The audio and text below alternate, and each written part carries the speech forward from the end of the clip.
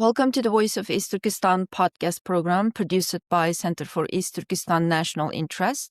I am Rukiye Turdush. Today we are going to discuss with Dr. Magnus how names and DNA research, policed and mandated reframing of ethnic identity and dictated as image of China that has dominated today's so-called Chinese territory, including East Turkestan, Tibet, and the Mongolia. Dr. Magnus is professor in Department of Anthropology at Cornell University, and he wrote very important books and articles about the Chinese colonialism. Welcome, Dr. Magnus. Thank you very much for having me. I would like to start my question quoting following passage from your article, which titled Ancient DNA and Politics of Ethnicity in New Nationalist China.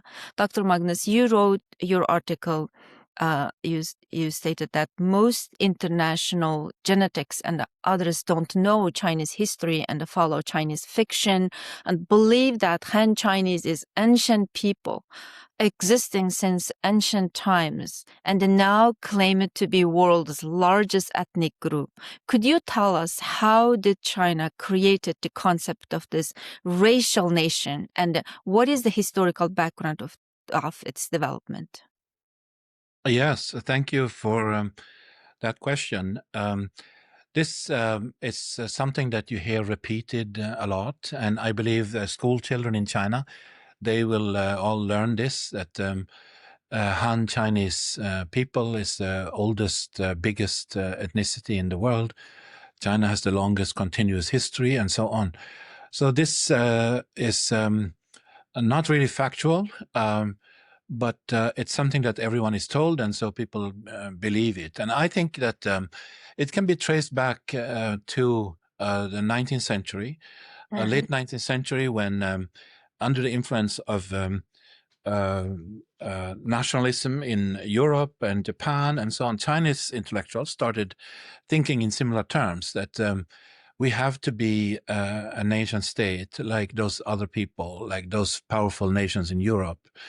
And they understood this to mean that there should be, like Europeans also believed at that time, and Japanese also, that in one country there should be one people and one government. And inside of each country you cannot have any division. And so people then, late 19th century and early 20th century, before they overthrew the Manchu Qing Empire, Chinese Empire, Chinese people started to think of themselves as under the occupation of the Manchu Qing Empire, and that they wanted to reestablish a pure Chinese nation and drive out. So they talked about driving the Manchu into the sea, kicking them out and driving them into the sea, and to purify this nation so that there would be no other people like that, no Manchu and nobody else. Then, of course, when they said that time, there was no genetics, there was no science like that, and there was very little known about archaeology or anything like that. There was only the received history. And so at that time, what they did was these intellectuals, professors, Chinese academics, they dug out from the classics these concepts of the Han, of a Han people. And that idea took hold in the late 19th century, that we are the Han people, meaning we are not the Manchu. We should kick out the Manchu. We should have our own nation. It should be like a European nation with only one people and in one country. So they started pushing for that, and they also sort of reinvented their own history and origin, tracing it back to the Yellow Emperor, the Huangdi, the Yellow Emperor, that also, other scholars have written about how that really was a story that was reinvented also in the late 19th century. And if now I can speak like this to you and to your audience, if I had said this in China, it would not be allowed, because there's now the national mythology that China is one nation, and it traces its origins back to ancient times, 5,000 years. There was a yellow emperor. He's our ancestor, and so on and so forth. And everybody has to believe in this. So what I'm saying here is, I'm pointing to that this was recently rehashed and put together as a new story for Chinese people to believe in modern times, that they are this ancient people. And that, unfortunately, later on, as you're referring to my article, which looks at the current research on genetics, and especially also on ancient genetics, studying the remains of ancient people. And this is a new dimension for this kind of nationalist sentiment, that now Chinese scholars, Chinese academics, under the guidance of the Chinese government, they are refining this story of the origins of the Chinese and the unity of China. They are refining that and rehashing it again in the light of genetics. And it's made to sound scientific. And I believe that is why, the Chinese Communist Party chairman, Xi Jinping, that is why he keeps talking about the DNA of China, as if, this unitary object called China, as if it's a living thing that has genes inside of it. Of course, we know that it's not. It's not a living thing. A nation, a state, these are all things put together by people, and they all have a history, and they are not necessarily, there since ancient times, but they have been changed and reinvented and all of that. But that is something that the Communist Party General Secretary, he will absolutely not accept, because he wants to keep talking about his China as if it had one set of genes, and he is the one to interpret that. He too wants to sound scientific, so he keeps talking about how, as I explained in my article, he keeps talking about how the strength and the power of this Chinese nation that he leads it's actually located in these genes. So what it means is that he has heard about genetics, he heard about this new science, and he wants to appropriate it. He wants to sound like that. He wants to sound like this is scientific fact. This is not a political theory. It's not his, invented story, which is what it really is. But he wants to say that it's a fact and everybody has to believe in it. You also mentioned in your article that the modern era Chinese national longing for national purity and unity was adopted by the Communist Party leaders in the 2010s, right? Those kind of national purities stemmed the genocide in East Turkestan against the Uyghurs. Could you explain the relationship between their genocide against the Uyghurs and the Chinese nationalism here? So it has changed, and the way I think about it is that this question of what China should become has actually been the number one important question in China since the overthrow of the empire, 1911. And that there is still no answer to it. But to me, it seems that the Chinese people, they have been going back and forth. On the one hand, there were the people early on, which included actually Sun Yat-sen and some of the other Chinese nationalists. They actually had the idea that the new state, modern China, should not recognize any other ethnicities, only one Chinese. So they would say, like a nationalistic European in the 19th century, they would say China for the Chinese. And foreigners should have no say, and there should be no minorities or anything else. And so many people believed that, but that did not happen actually in the beginning. They made a compromise. Instead, you may have heard of the Wuzu Gonghe. After the 1911 revolution, they made a compromise that said that, okay, now we are a republic. We no longer have an empire and a dynasty. The Manchu Qing dynasty is gone, and we are going to have a president in a republic. But what are we going to do with this question of who lives in this China? Because we have all these Tibetans and Mongols, and there's still some Manchu and the Uyghurs and others. So what they did was they adopted a compromise, and they even adopted a flag with 5 different colors that represented the 5 major non-Han Chinese people, that 4 non-Han Chinese people and then Han Chinese, that would live together in this Chinese Republic. And then, of course, the communists took over, and they had a different idea. They also have wavered. I've written a lot about this. It's quite fascinating, and today nobody talks about it because the Communist Party is censoring this. But in the 1930s, the Communist Party of China, they criticized the empires of the past, and they acknowledged that those people who were in the empire, many of them were actually conquered against their will by those empires. And the Communist Party would say that that empire, the old empire, that was an evil thing. And so they actually made a policy, an official policy, that after we take over, after we communists take over, which they did in 1949, after we take over, they said before, then all of those people will be allowed to have their own country, because they were unjustly conquered, and they should be allowed to have their own country so they can secede. They can quit the People's Republic of China, which they were going to set up. Actually, in that time, they called it the Soviet Republic of China because they were copying the Soviet Union.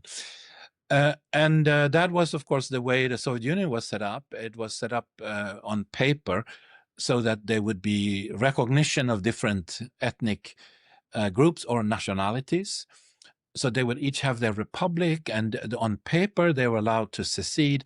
But in China, of course, when Mao Zedong took over, he canceled that promise that they could be independent, and instead he said, "You will be minorities, and you will have some autonomy, and we will set up an autonomous region of Tibet and autonomous region of Xinjiang, and so on." And that is what they did. And actually, that was another compromise because they could have, at that point, they could have also said that to hell with all of that, let's have China for the Chinese.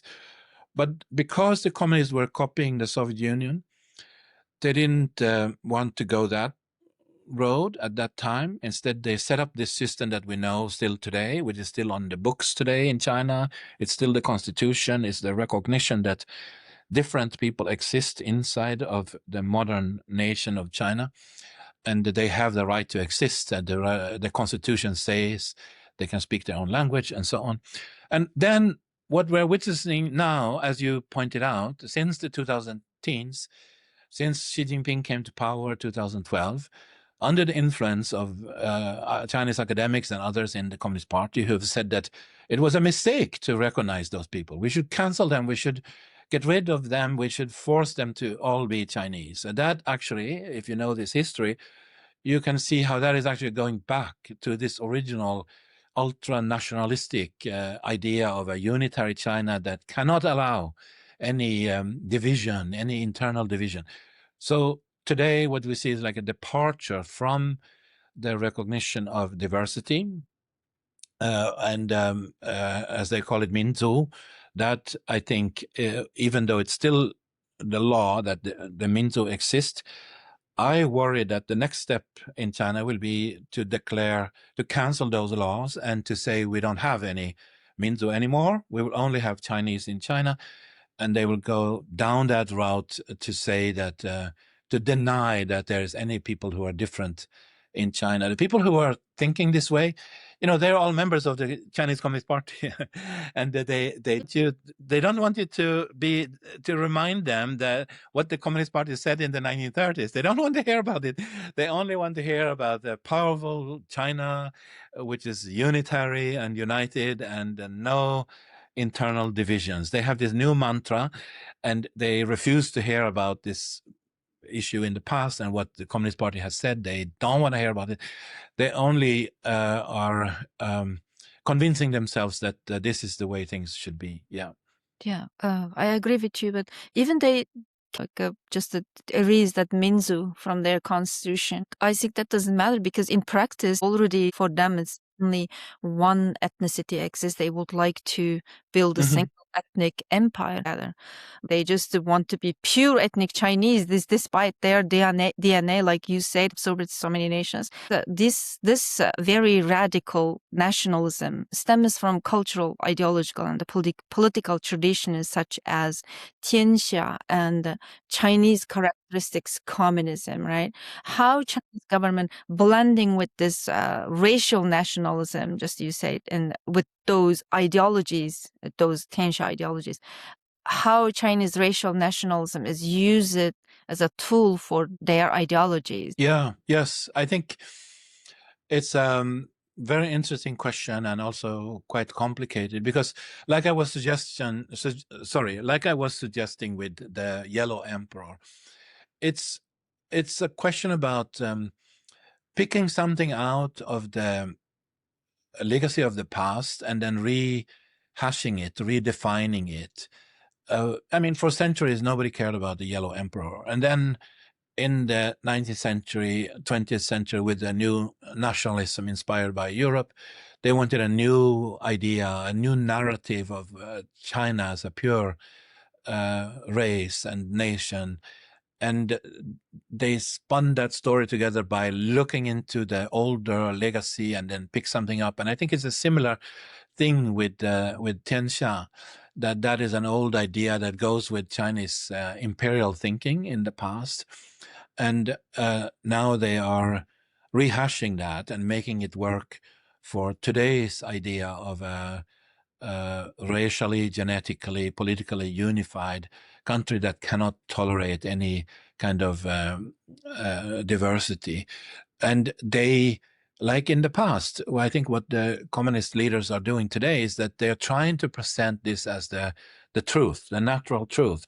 And they try to deny that there's a history to this, that there's this process of reinvention and re-arguing something. And that's why also they don't want to hear about what they have said in the past, that since the 1950s, even though I agree with you that the Chinese communists and also the nationalists before them, they have all wanted to see the assimilation of anybody who is different. But they did put in a formal recognition, first the Wuzhugonghe, the 5 races of China in the early 20th century, and then after the 1950s, with this system with少数民族, the minority nationalities. Both of those were kind of compromise moves to actually formally recognize that there are people inside of this China that are different. One element in this, I think, which is also in play, is that there's been a different idea of speed. So even though they have all thought that we better be assimilating those people so that they are no longer different from us, so they all become Chinese. But if you look back in the empire, I think they had the same idea, but they were willing to accept that it would take long time. It would take hundreds of years to assimilate people. It would be a long process. And then when the communists took over in 1949, when they put in this system, I think they also had the idea that eventually all of those nationalities will disappear. They will all be assimilated. But it is okay if it takes some time. And for the time being, we're going to allow them to exist, at least in name, on paper. If we have an autonomous region of Tibet, we're going to have a Tibetan man as a governor. This kind of formality in the National People's Congress, we will allow that. And I think that was like the idea was that this assimilation, which we want to erase those differences, but we accept that it will take some time. Now, what I feel is that they have all these new technologies and they have all this new power to, for example, collect all the children and force them into boarding schools and all that. This means that this can be done much more quickly. And so Xi Jinping and his colleagues, they have decided to now is the time to do what they tried to do in the past, both in the empire and in the Republic and also in the People's Republic. But we are going to do it faster. We're going to do it more efficiently. And we're going to use all this. New technologies to accomplish this, and that's where this speed comes in. I think that even though in the past they also wanted assimilation, now they want it quick.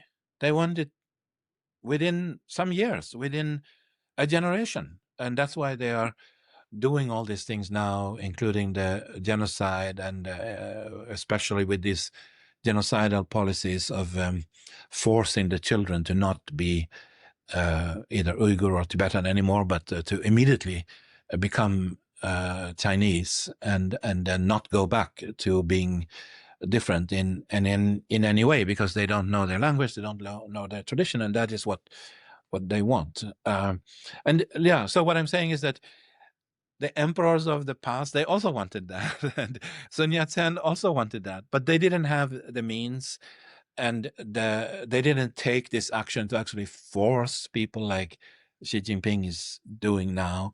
And I see him as under the influence of a kind of an extreme radical nationalism. And I also read into it, I think that he is very afraid of anything that is different. I read an account where in 2014, supposedly, he came to Kashgar as one of his visits to the Uyghur area, and they walked him around the bazaar, and there was a lot of people, a lot of things going on, a very lively atmosphere. But according to one account that was leaked later, afterwards they had a meeting with the local officials, and Xi Jinping was very angry with them.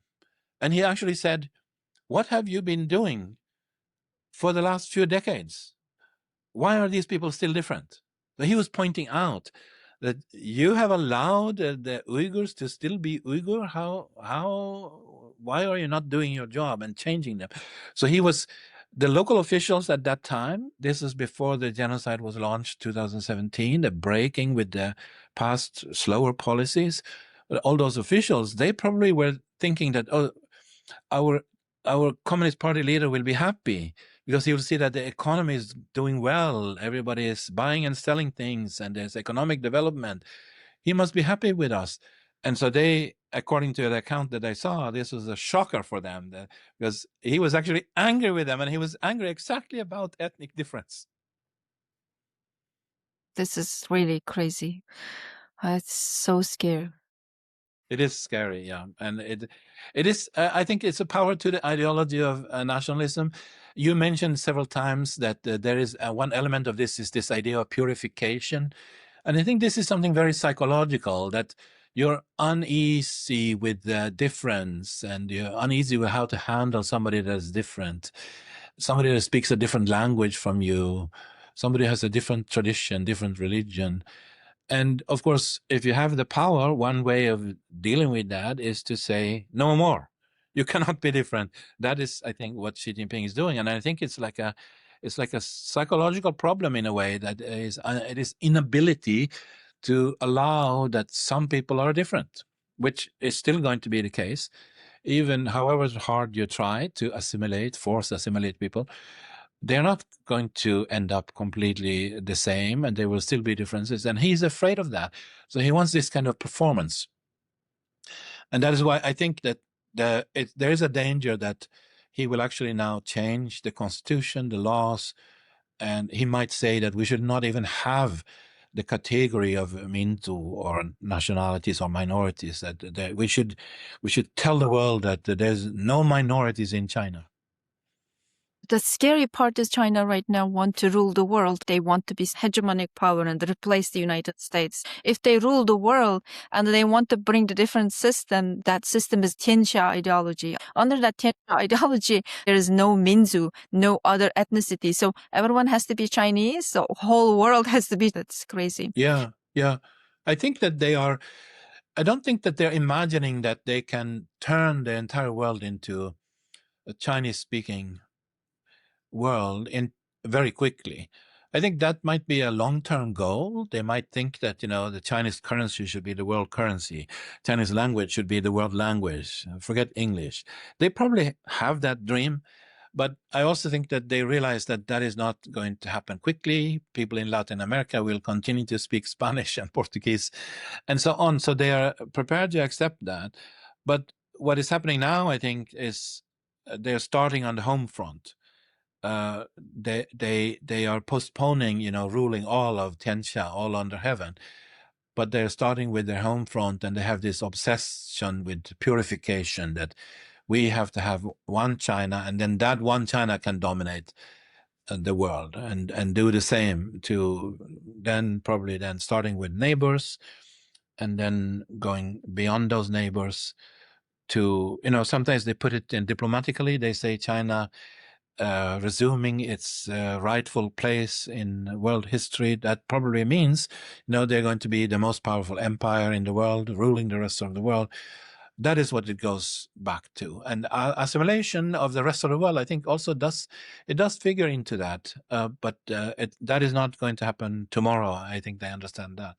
How Chinese scholars interpreting their DNA research in China, justifying China's claim that Xinjiang is inseparable part of China since ancient times, because archaeological evidences that found in East Turkestan, such as Kroran beauty and other genetic evidences, are very contradict what their claim, right? So yes, yeah.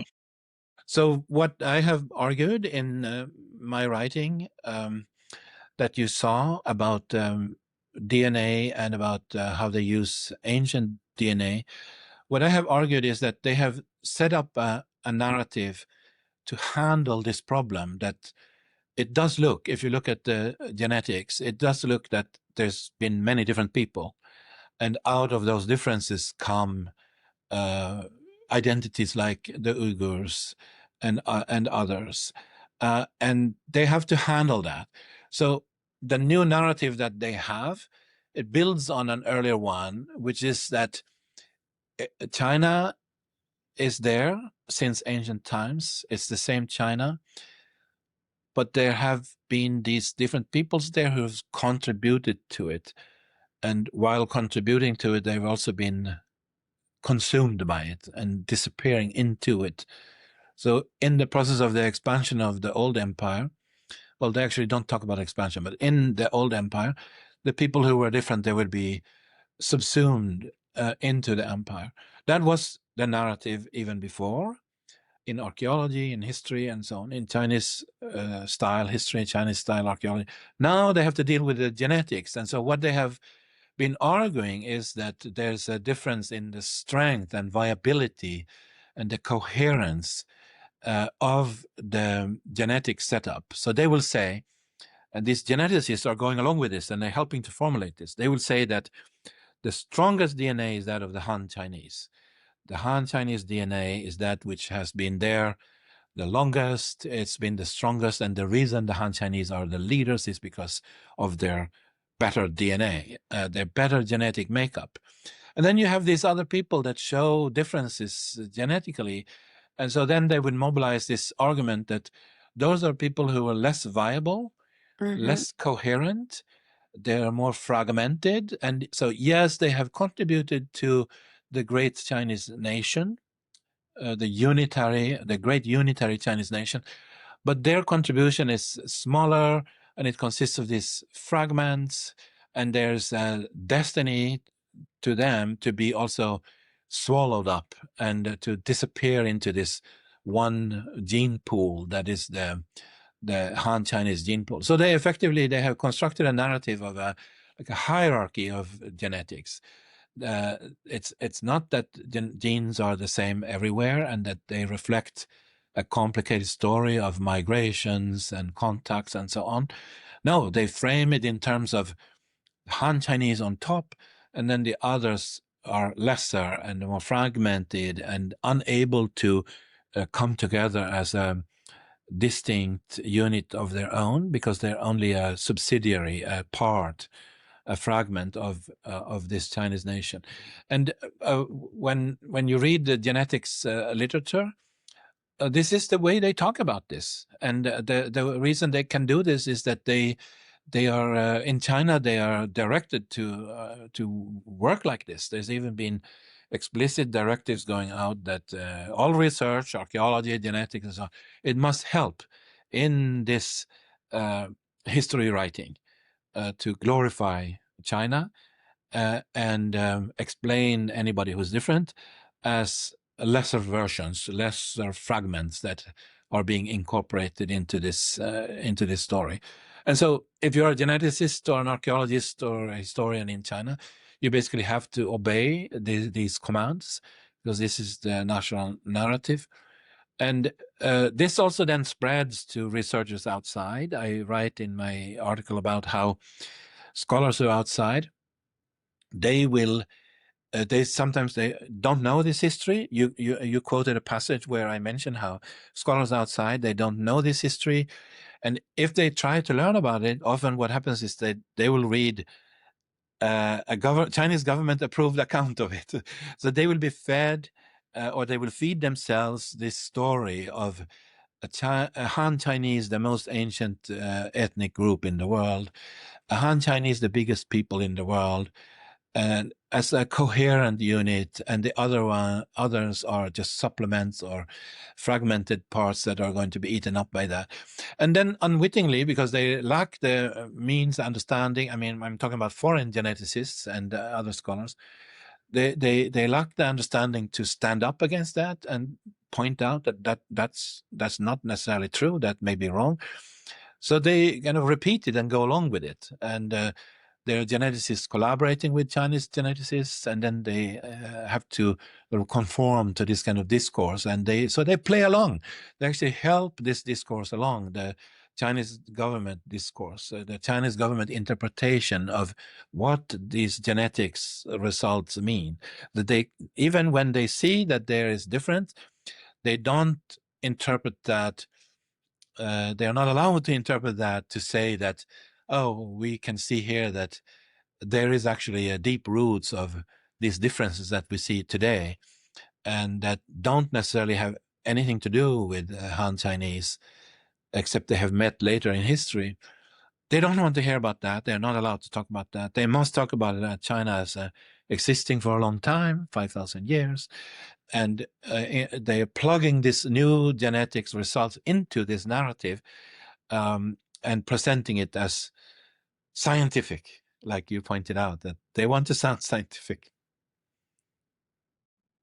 Exactly, I agree that Chinese scholars, including the official state publication as in China and the white papers, often claim that the Uyghurs are the result of migration from Mongolia and the mixing with other ethnic groups in Xinjiang. According to this narrative, or their narrative, Uyghurs are mixed people rather than unified ethnic nation like the Han Chinese. And this reasoning is inconsistent. And when Han Chinese population historically mixed with other groups, they are described as having formed a unified Han nation. Even though Han Chinese is coherent and a pure ethnic people existing since ancient times. But when Uyghurs emerge as a result of the mixing, they are denied recognition as a unified ethnic group, the Uyghurs, despite Uyghurs are close to 20 million people and have a long history in the civilization and the language and the culture and social identity and religious identity. And I think you talk about very well in this introduction in your paper. Can you tell us more about that? What is the main inconsistency in here? I think it goes back to what you were saying about mixing. In genetics, they will talk about it as admixture, is the technical scientific term for what happens when people of different origin, they meet, they have babies, and then the genes go through an addition so that descendants will have some of those genes, which you can then detect. And this is how in genetics you can, if you take a sample of the DNA of a person living today, and then sample people in another place, you will be able to say that these people are related in some way. And it's this kind of scientific effort that they are dealing with. But I think the number one thing about the admixture or the mixing, which they don't want to say, don't want to admit, the big elephant in the room is that Han Chinese is one big mix. The Han Chinese are not the unitary, ancient, existing forever, some unit of people that always existed. That's completely untrue. We just have to look at Chinese history. And not least, you can look at how the part of China today that's south of the Yangtze, it has a huge diversity, including linguistically. The people that today politically are unified as Chinese, and they have been told that they're Han Chinese, but they are as different, as French is from Italian, or Spanish from Portuguese, or anything like that. If China's history had been different, there might have been, an East Asian Union of states similar to the European Union, where these identities are preserved, but they also collaborate. Instead, since 2,000 years ago, we have this empire. That was the empire, first empire onwards, that started conquering the South and then making those people, forcing them to be part of the empire. And that created a lot of genetic mixing, because there would be people from northern China, where the empire started. There would be people going south and going in other directions, and there would be genetic mixing in this way, and you can see traces of this. But the mix, all the signs of the mix are still there, especially if you go to southern China. That is also the kind of thing that the Chinese scientists are not allowed to say, because the government will not allow them, because the government has settled on this narrative that Chinese nation is an ancient one. It is the Han Chinese people that is the core of that nation, and that was always coming together before everyone else as a unit, and so they cannot allow to even talk about the mixing of the Chinese. I like to think about this, how, and sometimes I joke with people from southern China that you used to be a barbarian in ancient times, before you were conquered by the Chinese Empire. You're probably also some different, either belonging to the Yue people that supposedly live in where Guangdong is today, and so on and so forth. Even today, we can see that there are people in Guangdong and Hong Kong and Fujian and so on. They will, claim that they are still different. The central government today is trying very hard to erase that, to stop them from speaking Cantonese, stop them from speaking Shanghainese or whatever.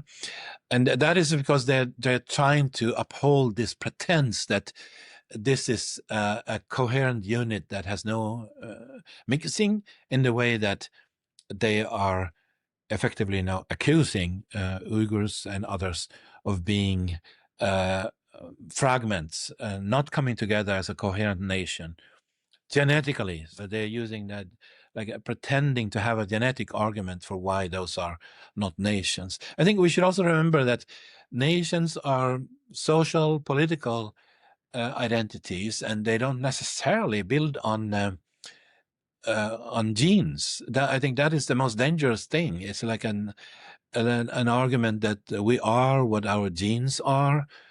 I think that is a very dangerous idea, and it goes back to extreme nationalism, including that of Adolf Hitler and so on, that turned it into a racist ideology, that we are the superior race, we are the Aryan supreme race above everyone else, is what Hitler tried to say.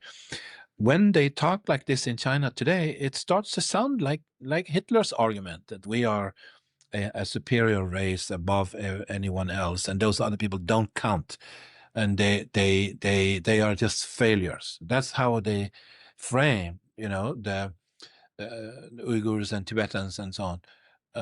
Like you were pointing out, they will say that, oh, they have migrated from here and there. They have been mixed here and there with others. They are not a coherent nation, and all of that, I think, including scientific discourse that picks this up and makes this argument. I think all of that is a planned, top-down planned action to deny the claim from Uyghurs that we are Uyghurs, we are a people, and we're not incoherent, we are coherent. And I think that coherence, I think we should recognize, above all, it is a social, political, cultural act of self-determination, and it's not necessarily built on genetics. Yes, we can look at the genetics, we can find out some things about ancient history and contacts and migrations, but that cannot be allowed to determine who is a nation today. So since we talk about this genes and the DNA, what is the reason of Chinese government's mass collection of DNA data from Uyghurs? Of course, the Chinese government is not telling us why are they collecting everyone's DNA. But it could be that they're trying to map who is related to who. And that is part of the bigger project of surveillance.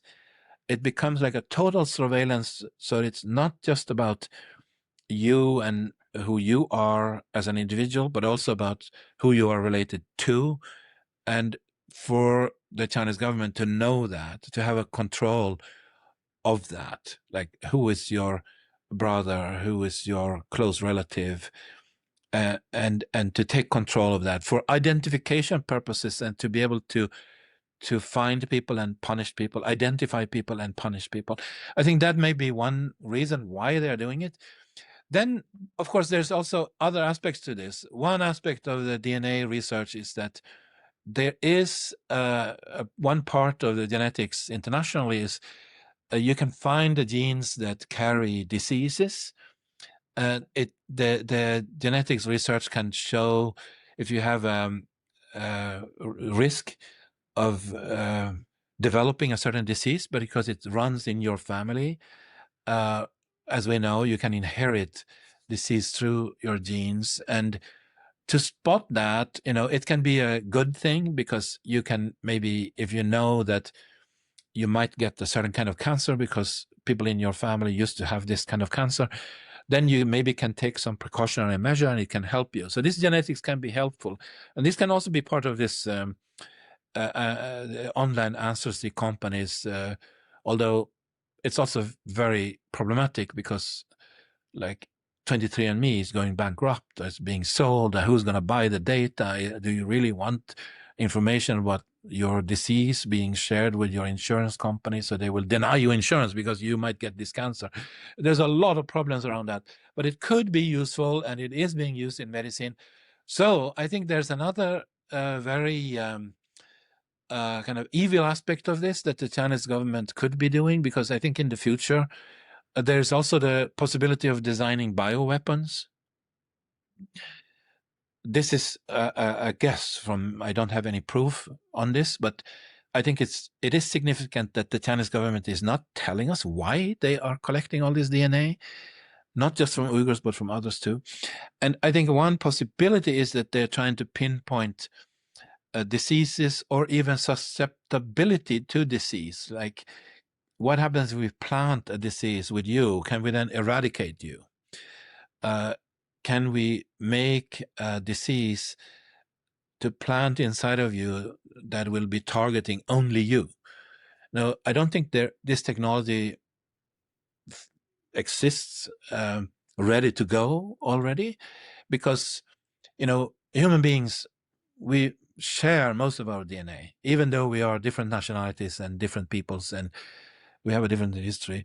Still, humanity as a whole has very little variation inside of our genome. I think it's 99% is the same. And any difference is within only a part of the last 1%. So if you create a bioweapon targeting people genetically, I think the risk is that you will kill everybody. But it could also be that they are researching how to target subdivision of people. I'm hoping that it's not possible, because, if everybody is a mix, it should not be possible, because then you cannot pinpoint it. These are not genetically separate groups. In a sense, everybody is a mixture. So it should not be possible. But this is one of the possibilities that I have imagined could be behind this, that they want to use it as not just for identification, targeting in terms of identification, but also to hurt people. That's very scary too. But I have no proof. Okay. But could be they could do anything, Chinese government. Yes, and they're not telling us. I mean, they're not telling why are they collecting all this DNA from. They're collecting it internationally. They're collecting it from Chinese people. They're collecting it from Uyghurs. And what is the purpose? They're not saying. yeah, this government is not very transparent government and hiding everything. So who knows how they're going to use this DNA, possible. That's very scary. Thank you very much, Dr. Magnus. This has been incredibly insightful and enriching conversation. I've learned a great deal, and I believe our audiences has as well. Unfortunately, due to the time limits, we need to end the conversation here, though this topic is certainly deserves many more hours of discussion. I truly appreciate your time and expertise, and we would honor to invite you again in the future to continue explore such important subjects. Thank you so much. Thank you. I think science is too important to be left to the scientists. We have to get involved.